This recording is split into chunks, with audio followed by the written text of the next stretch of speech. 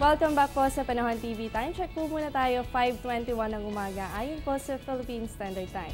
Ngayon naman ay alamin natin ang magiging pagtaya ng panahon sa susunod na 3 araw. Narito ang 3-day weather forecast mula sa Pag-asa. Unahin po natin sa Baguio City, makakaranas po tayo ng maulan na panahon at yan po ay may kasamang pagkidlat at pagkulog. Yan po ay simula bukas, araw ng Huwebes na magpapatuloy po yan hanggang sa Sabado. Ang temperatura po natin dyan ay bahagyang bumaba rin po. Yan ay nasa 15 to 24 degrees Celsius. Dito naman po sa atin sa Metro Manila, sa susunod na 3 araw ay makakaranas din po tayo ng maulan na panahon na merong kasamang pagkidlat at pagkulog. Asahan din po natin na medyo mababa na rin po yung mararanasan nating temperatura. Yan ay nasa 24 to 33 degrees Celsius. Kaya po sa mga papasok sa opisina at sa eskwelahan, huwag po natin kakalimutan ang pagdadala ng payong.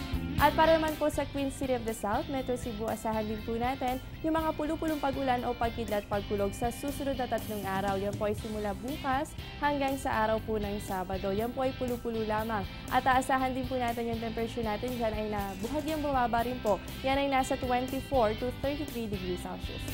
At para naman po sa Metro Davao, asahan din po natin bukas na mataas po yung tsansa ng mga pag-ulan at pagkidlat pagkulog. Pero eventually, gaganda rin naman po ang panahon. Pagdating ng Friday and Saturday, may mga cases lamang po tayo na mga pulupulong pag-ulan o pagkidlat pagkulog. At panghuli natin sa Zamboanga City, asahan po natin bukas mataas din po yung tsansa ng mga pag-ulan. Kaya po huwag natin kakalimutan na pabaunan ng payong yung mga anak natin na papasok sa paaralan. At eventually, gaganda rin po yung panahon natin o good weather condition din po tayo pagdating po yan ng Friday and Saturday. Asahan lang po natin na may mga chance pa rin tayo ng isolated rain showers or thunderstorms. At para naman sa mga piling lungsod sa bansa, narito ang aasahan nating temperatura. Unahin po natin sa Cabanatuan, meron tayong 27 to 36 degrees Celsius, habang sa Calapan po, makakaasa tayo sa 24 to 34 degrees Celsius. Ganun pa man, asahan din natin dyan yung mga pulupulong pag-ulan o pagkidlat at pagkulog. Sa Tagbilaran, meron tayong 26 to 33 degrees Celsius, habang sa General Santos City, maaasahan po natin ang 23 to 36 degrees Celsius. At maging ready po tayo dahil may mga chance din tayo na mga pag-ulan o pagkidlat at pagkulog.